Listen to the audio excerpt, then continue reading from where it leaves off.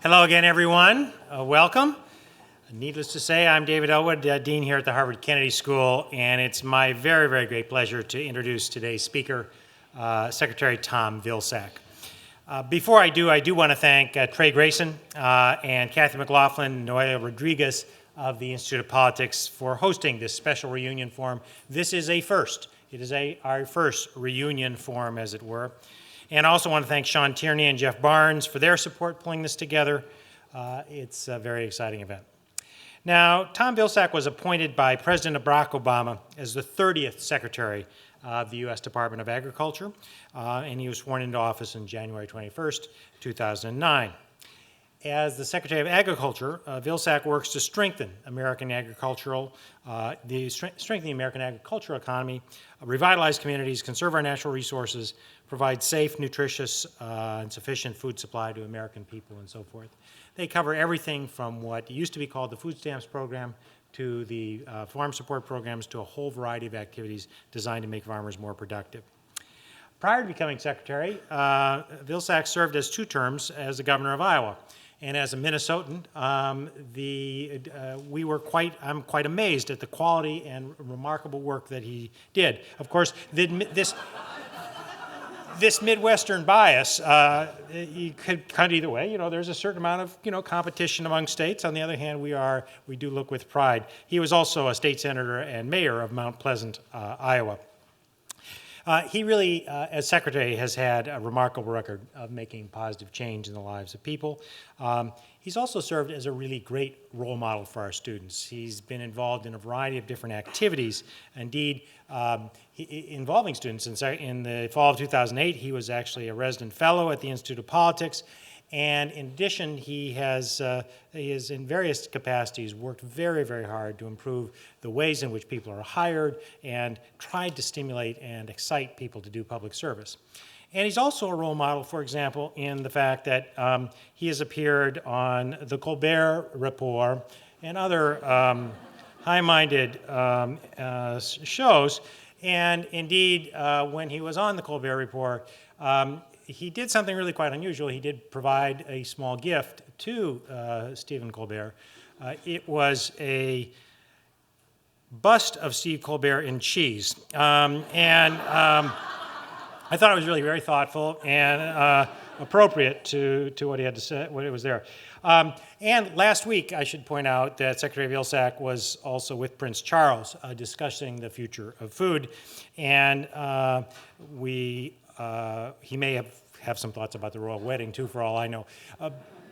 But all joking aside, I think what Secretary Vilsack does is actually combine a set of qualities that is absolutely essential for really effective public service. First is an unbelievable and unquestioning belief in a core set of values and the importance of doing well and making a difference in this world. That is central to everything about his career and everything he's done throughout his life. A second is a real insistence on quality, on excellence, on understanding and doing the right thing and understanding the right way to do it. A third is a capacity to work across boundaries, to work with people of all parties, of all backgrounds, of all. He deals with people not only across different regions of the United States, it's also people across the world. And the agriculture department's involved in everything from improving agriculture to helping after floods or other disasters.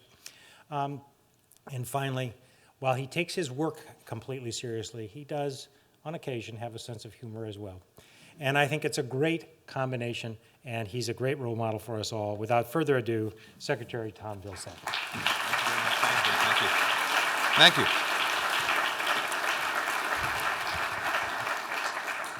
Well, Dean, I want to thank you for the nicest introduction I've ever received from somebody from Minnesota.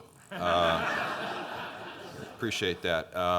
I really do appreciate the opportunity to be back here. This is a very special place for me. When I was a fellow at the Institute of Politics, I received a phone call just down the hallway from a fellow. This was right after President Obama had been elected, and the fellow called and he said, I'm interested in you being the next Secretary of Agriculture. And I was sort of shocked by that, and I said to the fellow on the phone, I said, well, I appreciate that, but you know, you realize that you know, I ran briefly against President Obama. I was the national co-chair for Hillary Clinton's campaign. I really don't think President Obama's going to think too highly of putting me in a cabinet position. He goes, no, he said, I think we can, encourage you to do this and give us a shot. And so my opportunity to be Secretary of Agriculture actually got started here.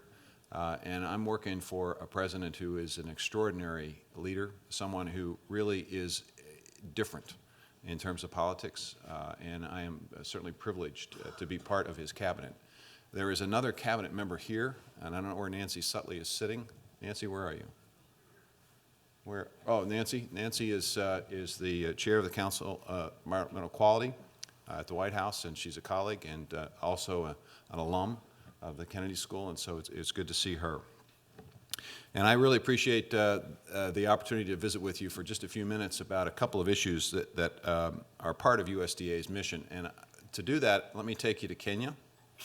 Let me take you to an orphanage in Kenya where there are students of all ages.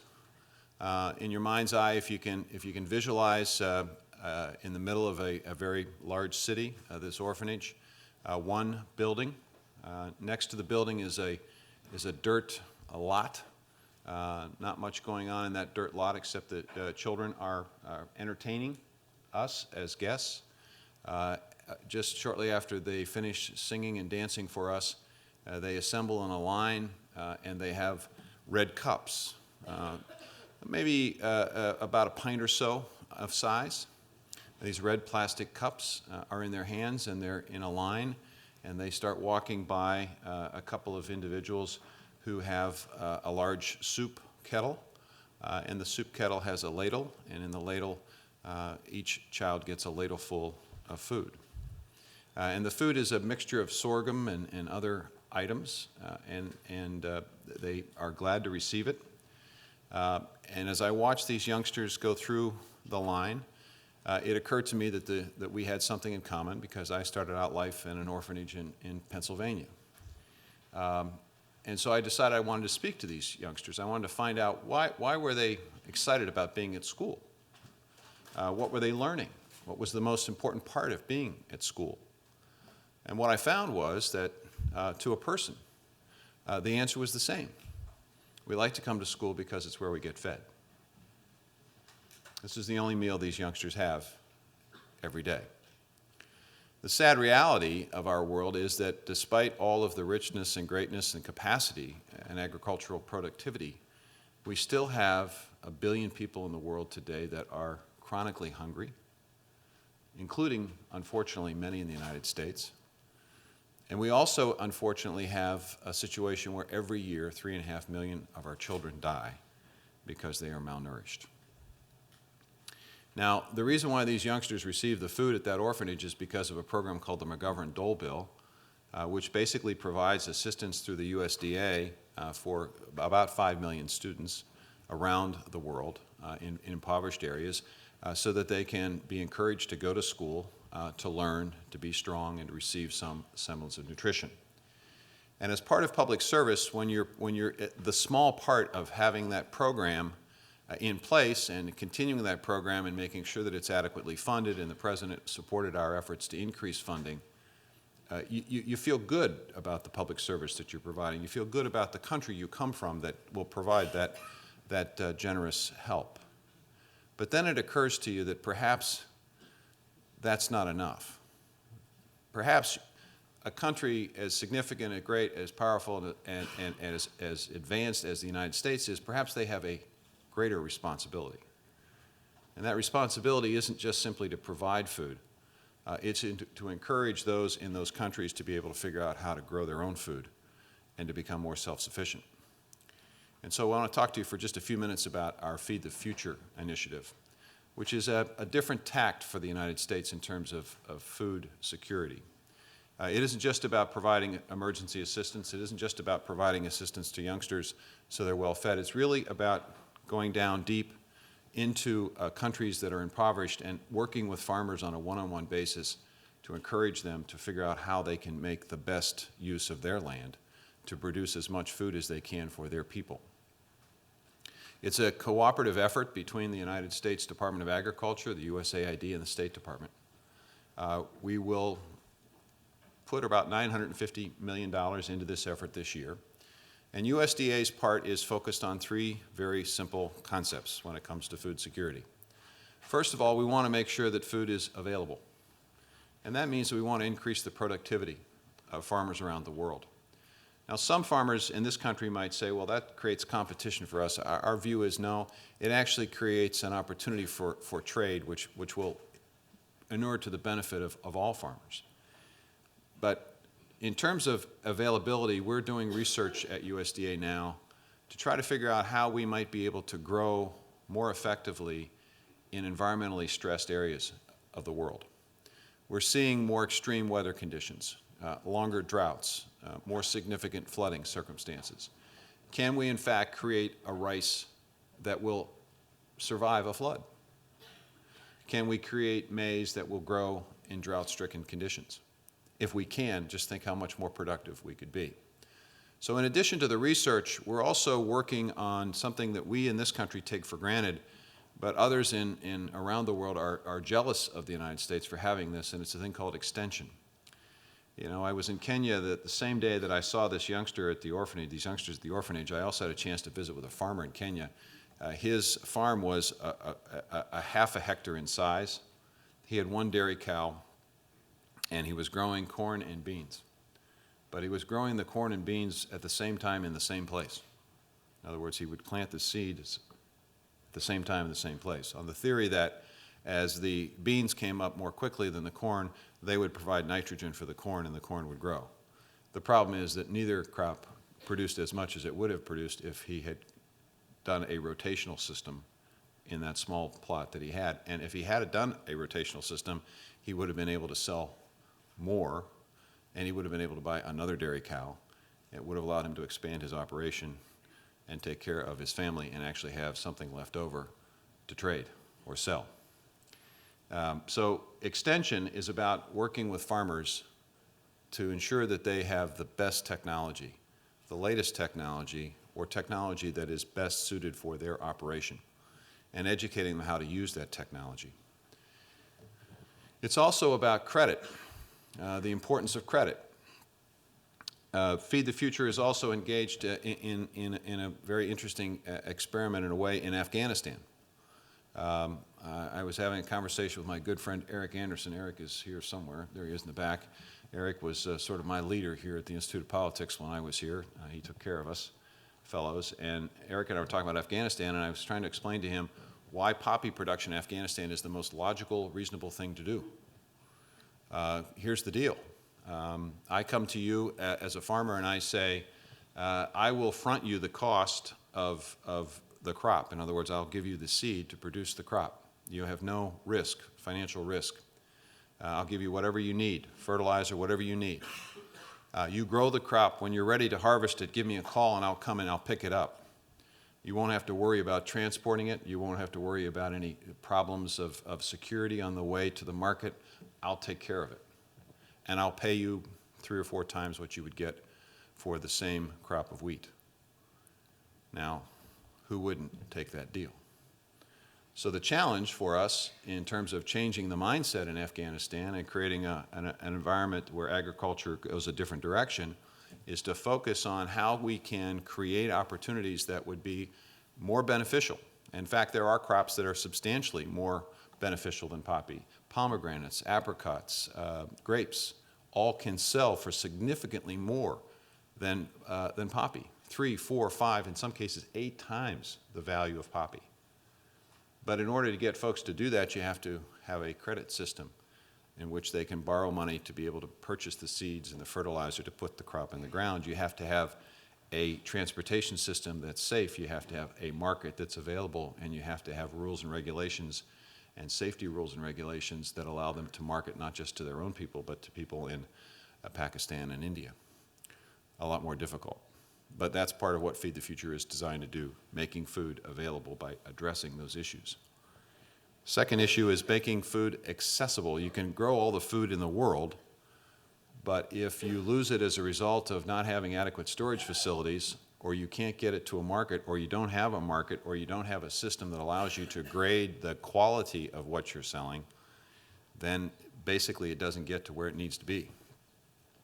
So Feed the Future is about working through USAID and the USDA to try to create all of that infrastructure that allows food to move from one place to another and allows people to be able to distinguish between various grades of grapes or various grades of tomatoes or corn or whatever it might be.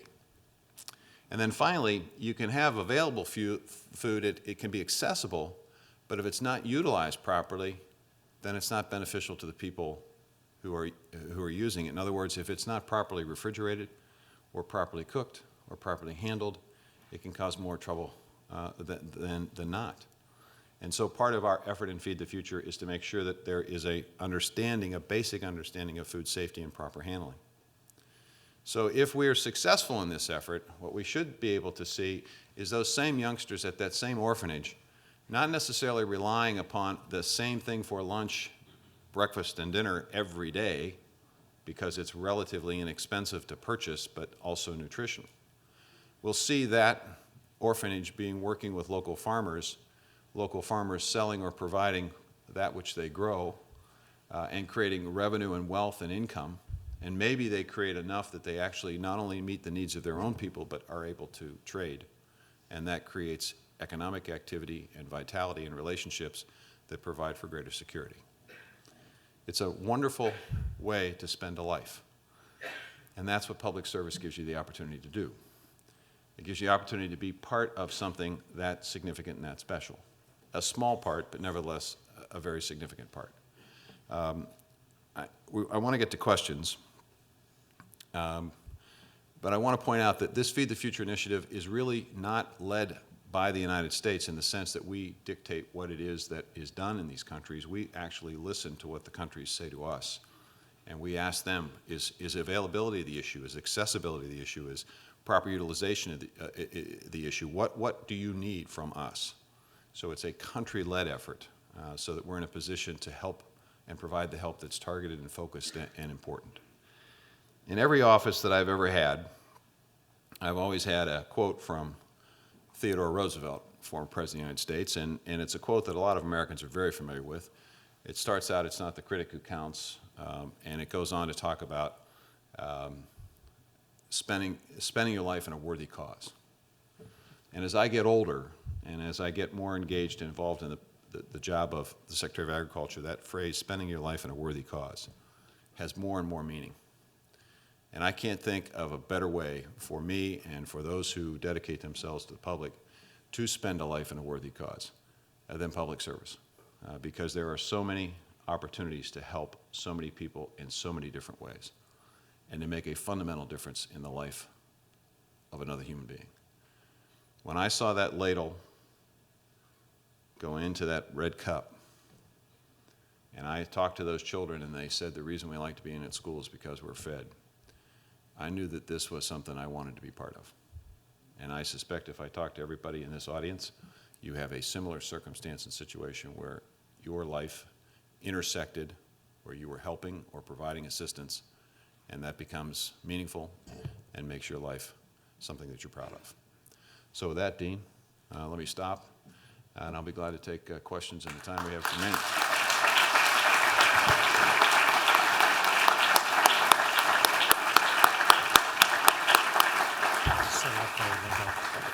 Thank you very much, Mr. Secretary. Those of you who have been at the Kennedy School, which should be all of you, will know how the system works. First of all, we have microphones in 4 places, one there, one there, one there, and right there. If you want to ask a question, please line up. And just a reminder what constitutes a good question at the Kennedy School. First, you introduce yourself. Second, it is short and conveys one thought. And third, it ends with a question mark. With those ground rules, Mr. Secretary, you're on your own. All right, thank you. Sir, we'll start with you. Thank you, Mr. Secretary. Is this on? My question, Dwight Hutchins, class of 91, mid-career program. 96, okay. Thank you. The second thing that goes is your mind. So my question is, thank you for the comments on what we're doing internationally.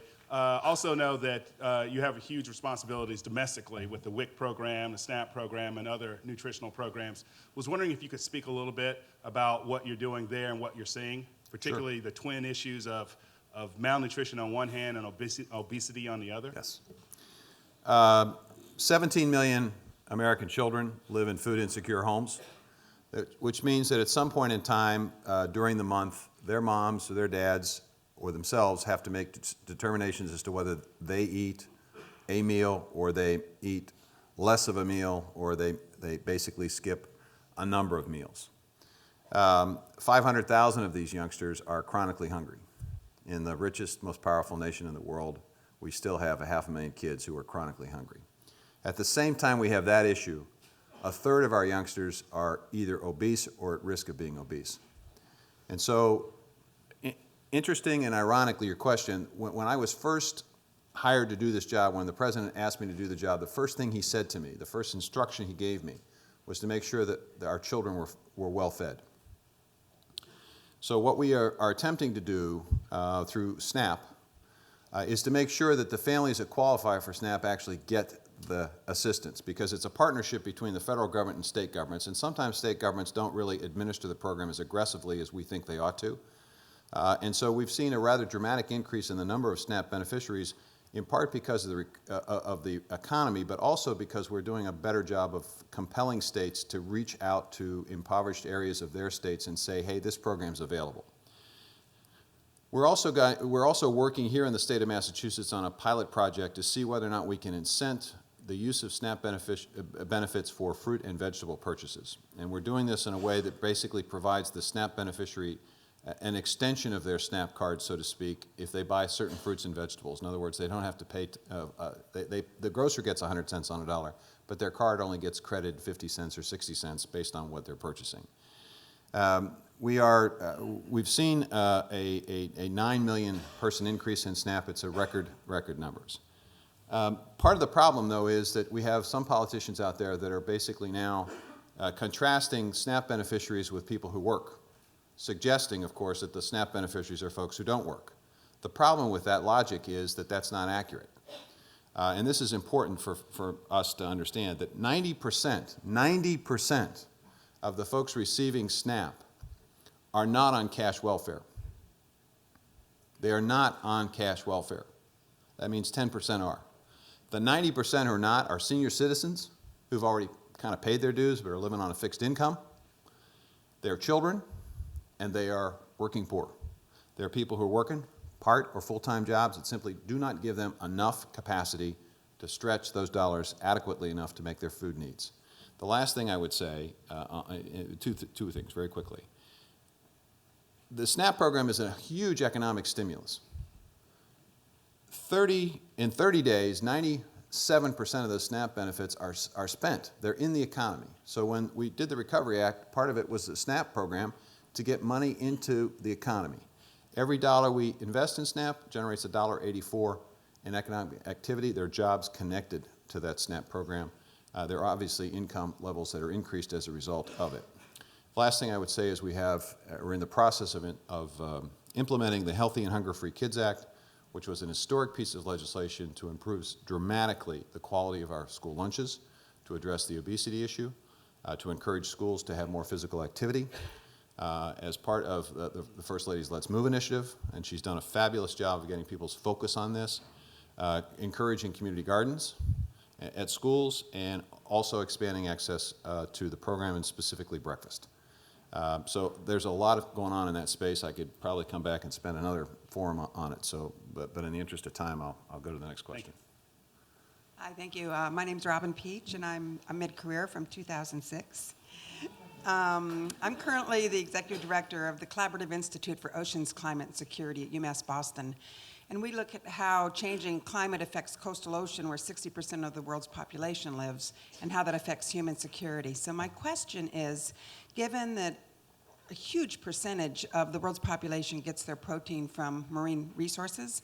I'm wondering if Feed the Future has some cross-agency collaboration, and I'm not sure whether it would be with NOAA or which agency it would be with, but does the Department of Agriculture work with other marine-related food security providers when they look at aquaculture and fisheries management, et cetera? We do. We have a very robust research aspect of the USDA that a lot of folks don't fully appreciate. And part of the program is called the National Institute of Food and Agriculture, and that's a competitive grant program where we work with land-grant universities and others. Part of what we're doing is also focused on aquaculture and the ability to figure out how to get more, how to raise, how to do it more efficiently, and then transferring that information and knowledge. We have what are called Borlaug and Cochrane Fellowships, which allow scientists from other countries to come to these land-grant universities and basically take that knowledge and that information back to their countries. So there's a lot of research activity going on. It is collaborative, but most of the assistance, most of the collaboration is primarily controlled by USAID. Mm-hmm. We are a supporting role in this Feed the Future initiative through the research that we do, through the extension services that we do, and through the food safety and regulatory assistance we provide. So Raj Shah would probably be in a better position to answer your question in terms of what we do with the Department of Commerce and other departments. But are there other agencies within the Obama administration that are also part of Feed the Future? Yes. Focused on yes. marine-related resources? Yes, and USAID is basically the one that basically organizes it. They basically work with, there's quite a bit of collaboration on this. So USDA is one of those collaborators. Okay, thank you. Let's see, yes. Good morning, Mr. Secretary. I'm Liz Fetter from St. Paul, Minnesota. I'm going to gang up on you another Minnesota question. Thank you very much. I Doesn't work that way? am part of the illustrious class of 1991 here.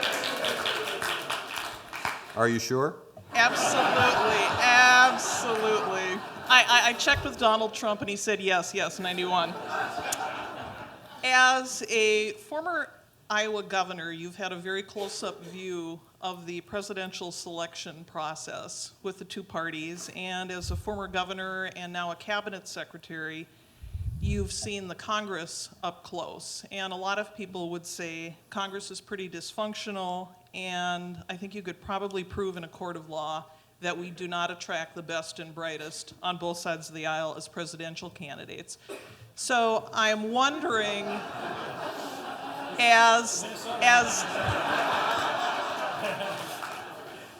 with some exceptions, and I'm not going to name all of them, but as Dean Elwood said, we're all here to try and make the world a better place. I'm wondering what the people in this room could do, what advice you have for us to get better people to both run and actually succeed in getting elected so we have a better federal government. Well, one piece of advice is to understand how your state apportions and creates legislative districts and congressional districts. I happen to think that my home state, has the best system because it creates competitive districts and it does it in a very nonpartisan, non-political way. It essentially feeds information into a computer and asks the computer to create maps that reflect the most competitive legislative and congressional districts. And historically, that's basically what we've had. And it sometimes creates circumstances where people are in the same district and they have to run against each other. It always, every 10 years, creates new opportunities for new people to be involved. And so it's sort of, it's not rigged, it's not gerrymandered, it's not to protect certain people. It really is open, it's not controlled. And the way these maps are voted on, the legislature has an up and down vote on the first map, cannot amend it. Governor can sign or veto. If you go to the second map, same system. Third map, the legislature can amend. Governor can sign or veto. If ultimately that map fails, it goes to the court. We've never gone to the third map. So one thing I would suggest is encouraging better reapportionment processes within the United States. The second thing I would suggest is, I don't know how to do this based on the recent court case of the United Citizen court case, but it basically opens up an enormous opportunity for money to control even more so than it has already the system. You know, to give you, the power of money is a very, it's an extraordinary power in this process. I mean, I can remember when I was running for president briefly, I was out in Hollywood and I was with a Hollywood producer, and I made my pitch about, you know, the job I did as governor, and he said, boy, he said, you really sound like a pretty bright guy. He said, I'll be happy to support your candidacy. I'll give you a check today for $2,300. That was the limit. So I thought, well, this is great. Hollywood producer, $2,300. This is great. He said, but I just want to be fair with you and honest with you. It's just full disclosure. He said, we're having an event for Senator Obama tomorrow, and we're going to raise $1.1 million. So I went, $2,300, 1.1 million. You know, a week later, I was gone. My mother didn't raise an idiot, you know. I mean, money plays a powerful role. And what we have learned is that the internet creates some leveling if you can tap small donors, and lots of them, which President Obama did in his campaign.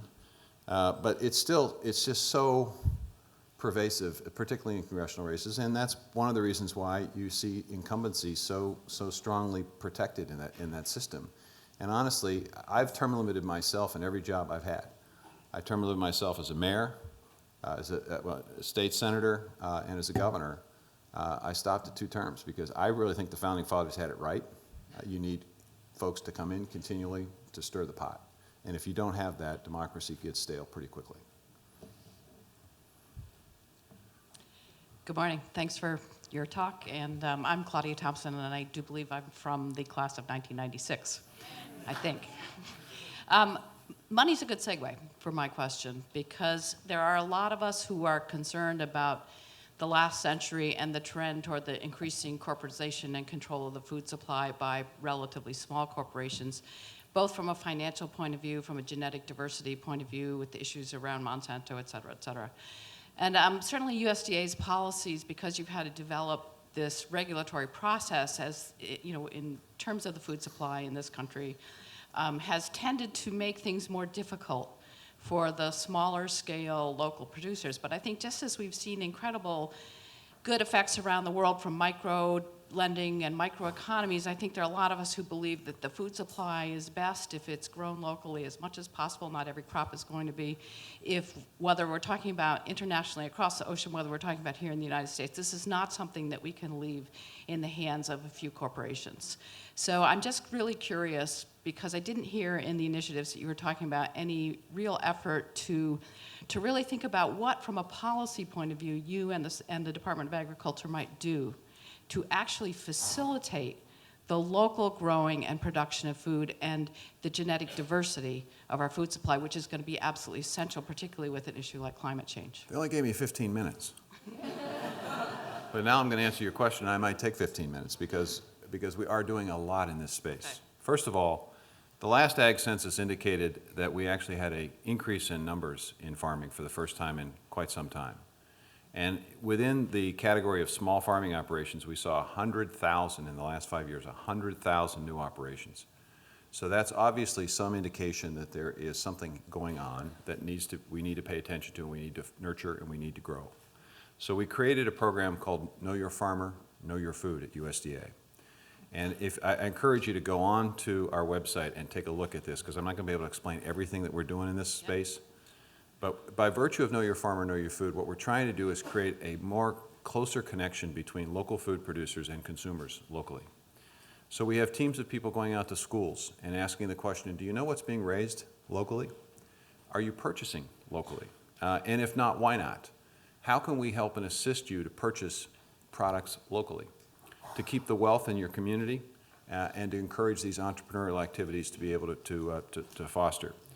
We're creating an expanded efforts on farmers markets. A substantial increase. We've seen a 30% increase in farmers markets. We're spending tens of millions of dollars to support the infrastructure that helps to create farmers markets all across the country. We're expanding significantly our research and our conservation efforts in the organic area.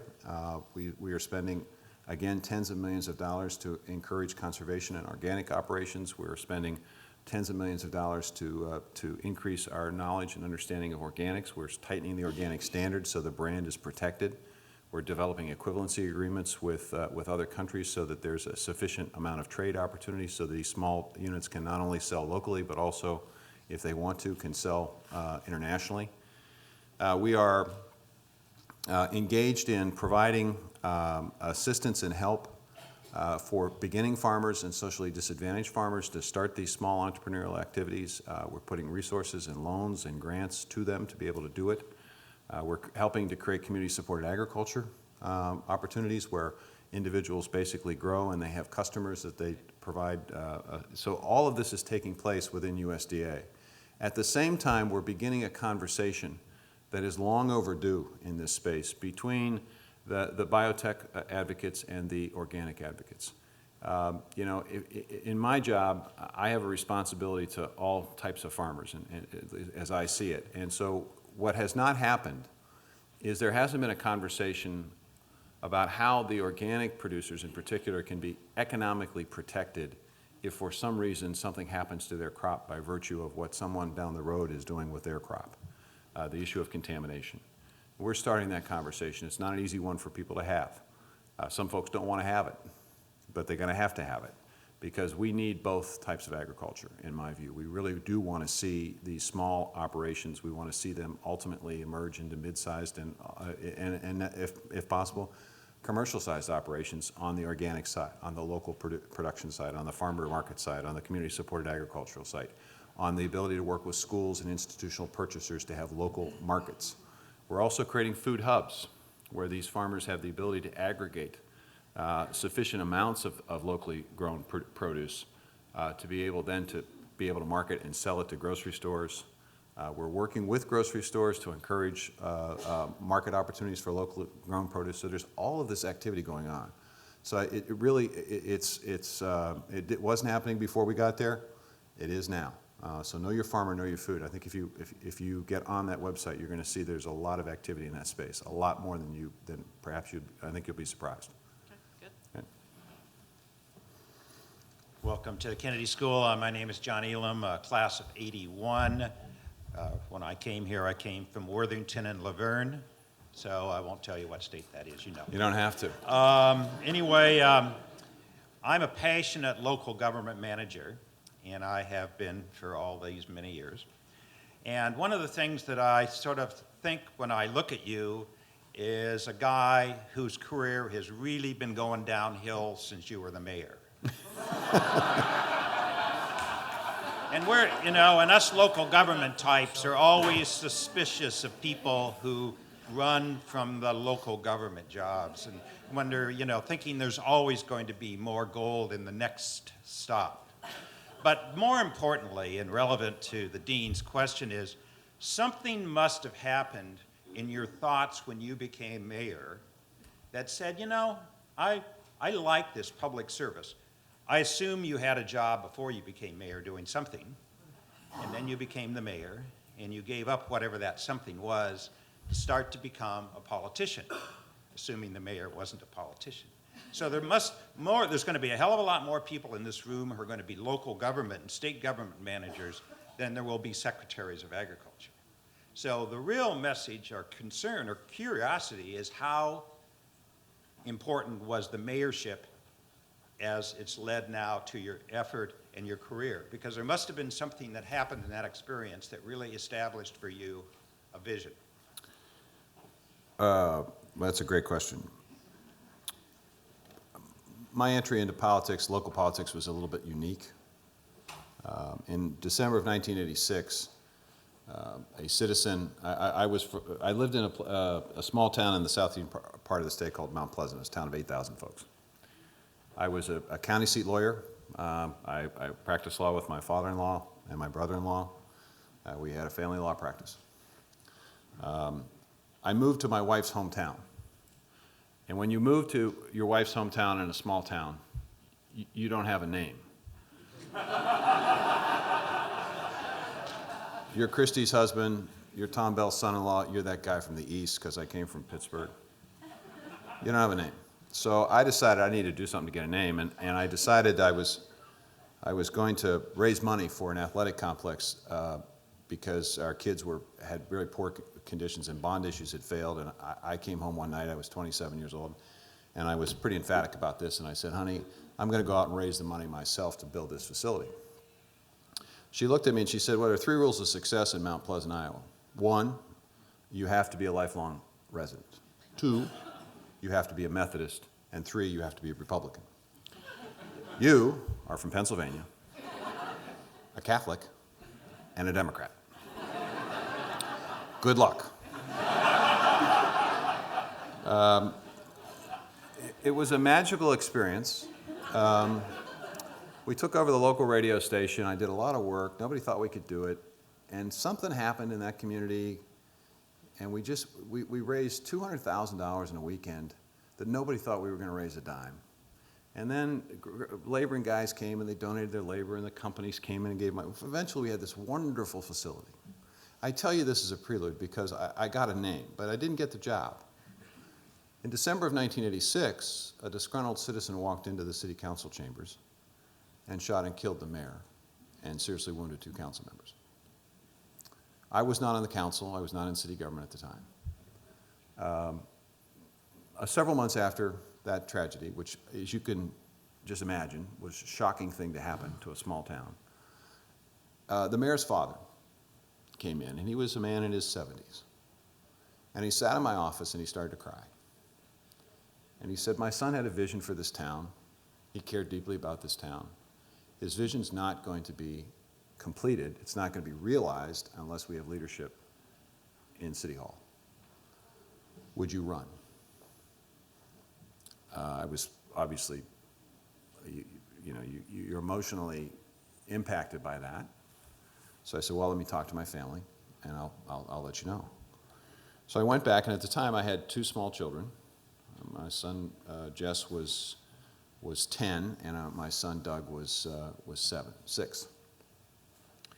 And I said, the family, got the family together, and I said, what do you think about this? And my 6-year-old said, don't do it, Dad, you're going to get hurt.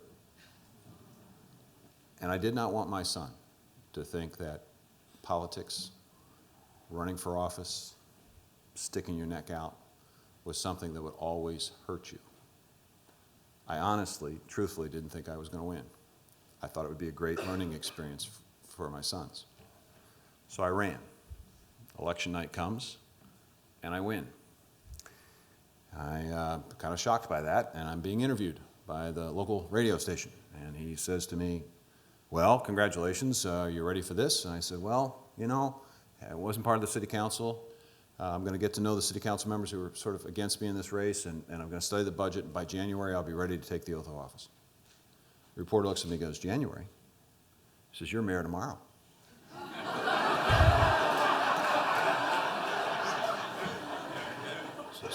And there's a council meeting. I said, I'm what? The law was that I took over for the unexpired term of the deceased mayor immediately upon certification of my election. So I became mayor. I ran a second time unopposed, and then at the end of my second term I said, 2 terms is enough. Time for somebody else to come in. And nobody ran. The ballot was empty. I got 97% of the write-in vote. So I was elected to a 3rd term, and I thought, this looks like a lifetime deal. And I honestly, truly do believe that you have to have a stimulation, you have to have different thoughts, you have to have challenges to the same old way of doing things. And I think that had been part of the problem, if you will, in the previous time. The same folks were in leadership positions. And so that's a long way of answering. What I learned was, because the way I did the mayor's job, I had a thing called mayor's hours. And mayor's hours I had at City Hall. And it was, if you have any problem, any concern about the city, come in and I'll be happy to try to address it. Nobody came. And it occurred to me, nobody came because they were afraid to come into this position of power. They were afraid to come into the place where this tragedy had occurred. So I moved it to the library. People flocked in. And I learned, they're just really good people that live in communities all across the country and all across the world. And these good people have problems, and they are not capable, in many cases, of solving the problem. If you have a sewer problem, it's not something you personally can solve. If you have, if you have children and you want them to have a safe place to play, well, you can have your backyard, but you want them to be able to mix and mingle. Making a safe neighborhood is not something that you alone can do. You need help. And there are many ways to get that help and many ways to provide that help, but one good way is government, public service. And it pains me when we go through this process in this country where we denigrate public service, where we somehow suggest that the government is the enemy. The government is us. And if it's the enemy, then we've got to be looking inward.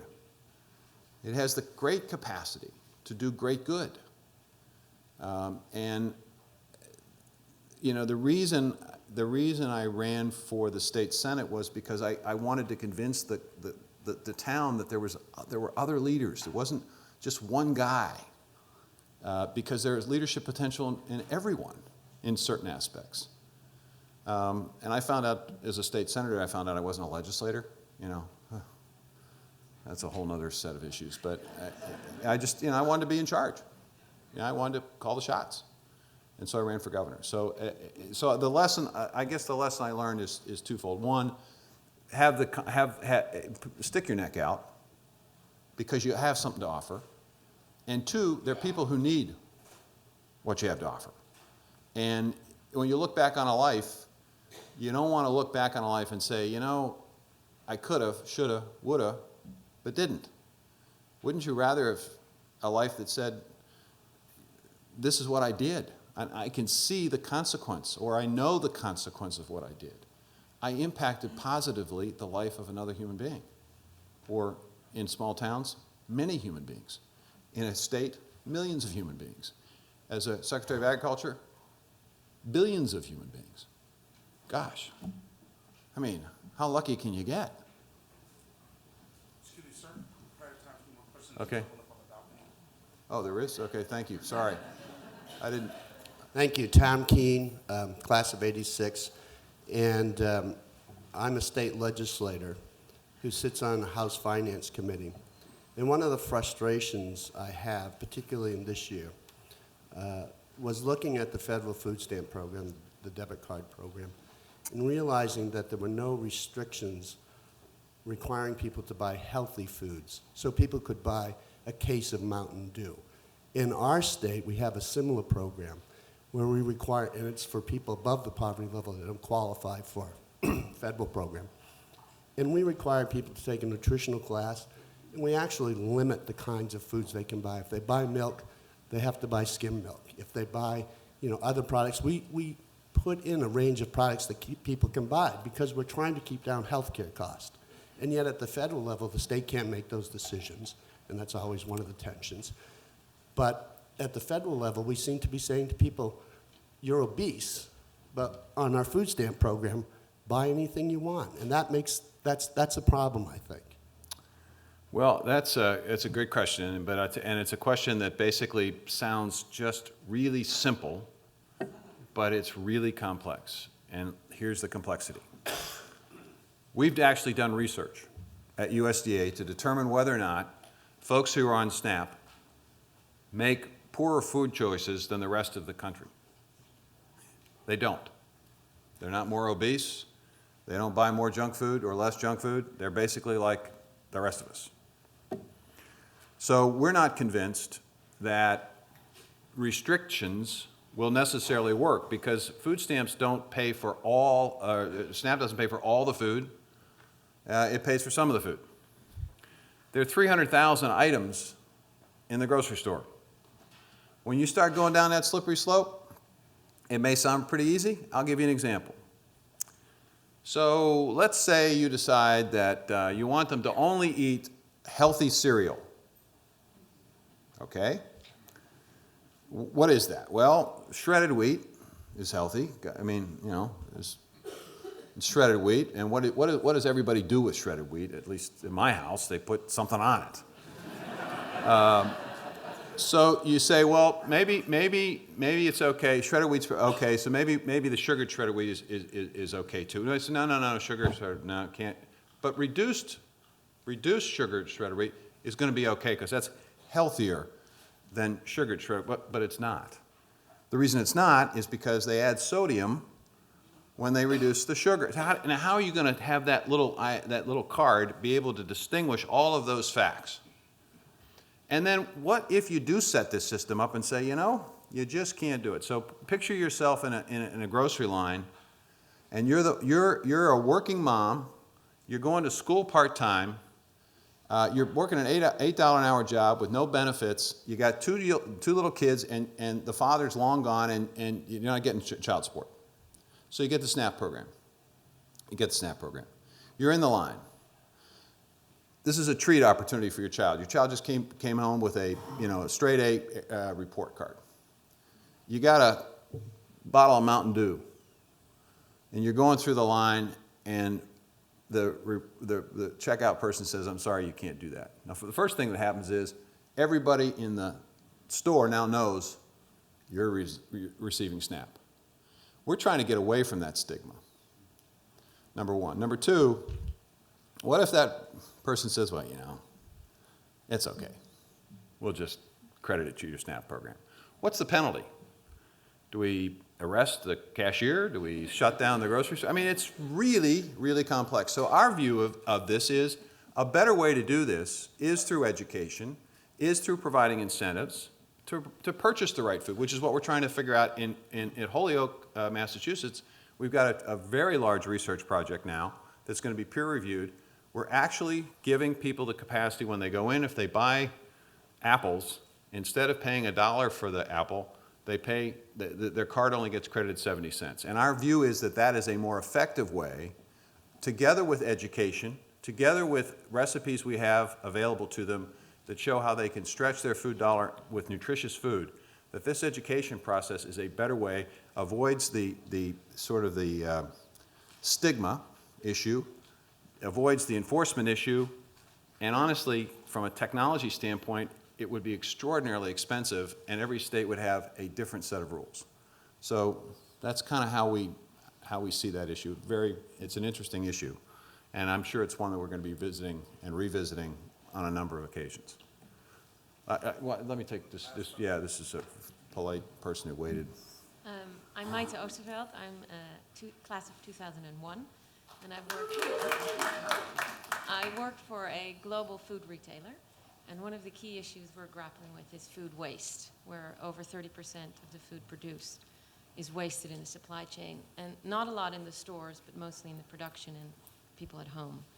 And I was wondering what initiatives you see are needed, whether it's through government or private initiatives or consumers, to tackle this, because it would solve a lot of the food issues in terms of production. Yeah, that's a good question. Our focus internationally in that issue has been on trying to encourage better post-harvest storage operations and trying to create that better utilization with proper refrigeration so that you basically can extend the life of the food and use the food more completely. We're also looking at ways in which food waste could be used for something other than food waste. And a lot of our effort has been focused on, can we produce energy, can we produce fuel? And we're seeing some pretty good research and pretty good pilots that actually are doing that. We just awarded a significant grant to a facility down in Florida that's going to use citrus waste and other agricultural waste to produce fuel and energy. We want our fuel and energy capacities to be expanded by using a multitude of different feedstocks, and waste is, whether it's animal waste or food waste, we think has promise. And if we can get that to a point where it's cost efficient and cost effective, we think that there's an unlimited opportunity for us to become much more dependent on our own resources relative to our food and our fuel needs, rather, without necessarily competing with food needs, which people are concerned about. So that is one of the areas that we are looking at. I don't know that, I'm sure that somebody in our world has done research on better education and better handling and those kinds of things. I just don't I don't know enough to be able to tell you what they've done, but I'd be surprised if they haven't. Secretary, thank you so much.